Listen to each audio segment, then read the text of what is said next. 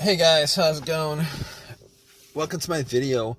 Alright guys, just want to give you guys a quick fix on an issue that I had the other day. So basically, I had this issue with my car, and this came out of nowhere actually. The car was like driving fine for most of the day, and went to a McDonald's to get something to eat. Came out about 30 minutes later, got into my car and tried to start it, and it was not starting at all. There was no crank, there was no but everything else worked inside the car. I mean, I was able to you know, the alarm worked. The alarm worked. Well, the remote worked. The all the lights on the dash worked. The blower motor works. Like everything worked as normal, except that it would not crank. It would not start up. It would not crank. So that was a bit of a an annoyance, a frustration that I was dealing with, and I was like, okay, this this car has been pretty good. I've had virtually no issues with it. It's driven fine. There's no check engine light. Haven't had any issues with it since I had it. And all of a sudden, this came up where, out of nowhere, out of the blue, it just would not start up. So I was a bit annoyed by it, but I had to solve the issue. So what I did was I turned on my headlights and went out just to see how bright the headlights were, because I wanted to gauge how much charge was in the battery. Maybe the battery had, maybe I need to change the battery or something. But the headlights were like super, super, super bright. So at that point, I was like, maybe it's not the battery, because I mean, for headlights to be that bright, there should be enough charge in the battery for me to do a slow crank. I should be hearing like some kind of crank, some kind of slow crank, but did not get any of that. So that had me scratching my head. I went back into my car, and pretty much what I did was, I was thinking that it could possibly be the brake switch. So what I did was, I had this little, it's called a brake lock, where it locks the brake, but it's like for security reason. But I used that to push the brakes, and then went out to see whether the brake lights were working, and the brake lights were working just fine. So I knew that it wasn't the brake switch that was the issue, which I kind of thought it was, but it wasn't. So after that, what I did was, I checked the battery, just to make sure, whether, the terminals were good, clean, etc., etc. Now, what I did notice was that the terminals were a little bit corroded. There was some white bluish stuff on there. So I had my Coke that I got from McDonald's, poured the Coke on the terminals, and had some napkins to clean it up. Now, the terminals were not super super tight. They were tight enough that I don't think that was the issue with it. So it was tight enough. I took the terminals off, poured some Coke on it, cleaned it with napkins, popped it back in, and for sure I thought that would actually fix the issue. Try to start it, it would not crank. Same situation, would not crank, would not start. So outside of that, I was like, okay, let's check the ground wire. The main ground wire, if you guys don't know, is the negative cable. Normally it hooks up to the frame of the car. So I was looking at the ground wire just to see whether there was any kind of just to see whether it was corroded, disconnected, rusted, or anything like that.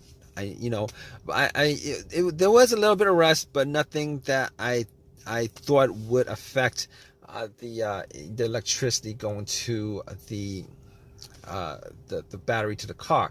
So I was able to rule out that. So at that point I was like, let me rule out the battery completely, because wasn't 100% sure whether it was the batteries that was the problem. So I had somebody help me out with a jump.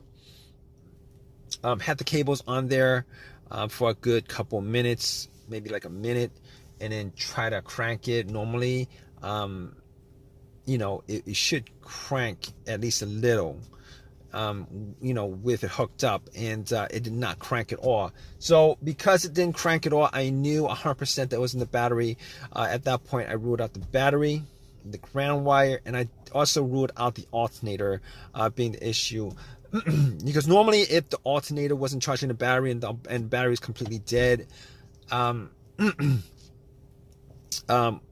test for the alternator is if you put wires to the terminals, it should jump the alternator and then have and then it should at least crank up. And once you take the cables off, the car would die. So at that point, I could rule out the alternator. I could rule out all those things at that point. So basically, what I did was I got back to my car, and I'm like, I was still hoping that there was a really simple fix to the problem. So basically, at that point, I was thinking to myself, okay, I have an OBD2 reader, a $19 OBD2 reader that I got from Walmart, and seeing as how there's no check engine lights on the dash, I thought to myself, I mean, there's a chance that it could possibly be something, but that might bring a code up that's pending, that's not in the system. So what I did was I hooked the OBD2 up and made sure that it actually went through and scanned the whole entire ECU, which it did. It scanned the whole entire ECU. No codes popped up, no pending codes, nothing at all. And at that point, I was ruling, as many things out as I could. And at that point, I ruled that out.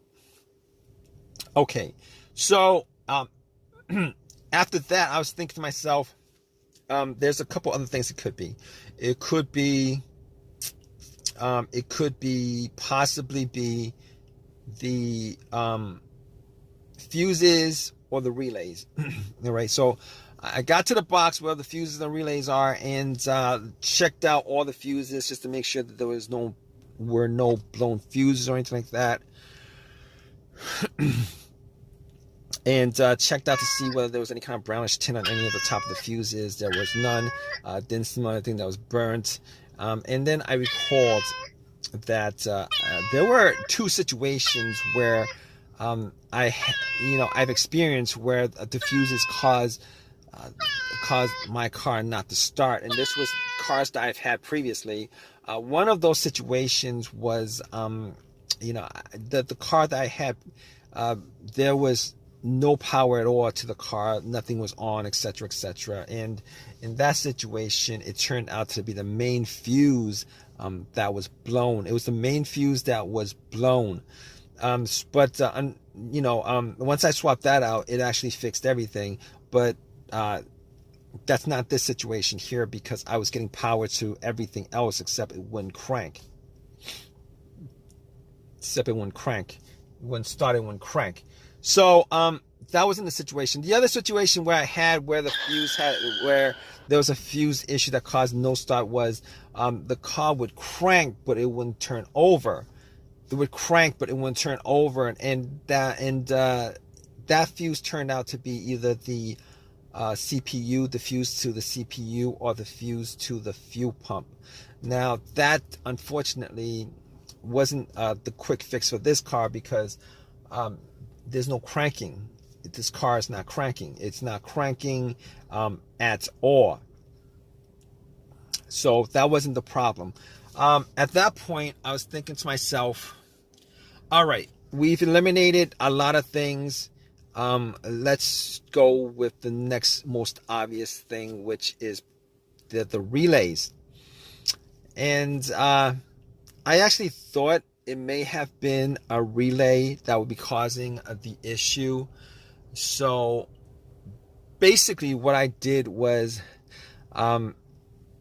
I swapped out one of the relays for the other relay and try to start the car up. And unfortunately, it wasn't an easy fix because it didn't start up. It was the same situation. It would not crank, would not start. And at that point, I knew that it wasn't the relay that was the cause of this issue. So basically, at that point, I thought to myself, okay, it was probably a couple of things. Could be the key fob or the starter. Now, I didn't think it was the starter because I had the starter changed up about a year and a half ago. Kind of pretty much had the same, all the same symptoms that I had with this situation, but seeing as how the starter was a year and a half ago that was changed out, and probably put in maybe like 15,000 miles on the car. It wasn't the first thing that popped up, and it wasn't the second thing that popped up. It was, so I pretty much eliminated to the starter, had the car towed back to my house, and once I got there, I redid all the I pretty much redid all the went through everything, the fuses, the relays again, double checked the battery, charged it up overnight, etc., etc. None of that was the issue. So at that point, I thought it was, it was probably the starter. So I got to the starter and did a direct jolt to it, where I actually put the positive of the battery, got another wire, put a positive of the battery to the, and try to jump the starter, and the starter was completely dead, would not jump. At that point, I knew like 99% was the starter. Took it out, went to AutoZone, had them tested it, and it was definitely the starter that was the problem. And because the starter was warranted had a lifetime warranty on it, got another free starter, popped it in, and it worked. And it's been working ever since. So if you guys are stuck in this situation where you guys are looking for a fix for it, there's a good chance that probably one of the things that I went through in this video could possibly fix your situation. Hopefully it's not the starter where you're stranded until you get the starter changed up. Anyway, if this has helped you guys out anyway, please leave give me a positive feedback. Please subscribe. Please comment if you guys have any comment on this video. All right, guys, take care.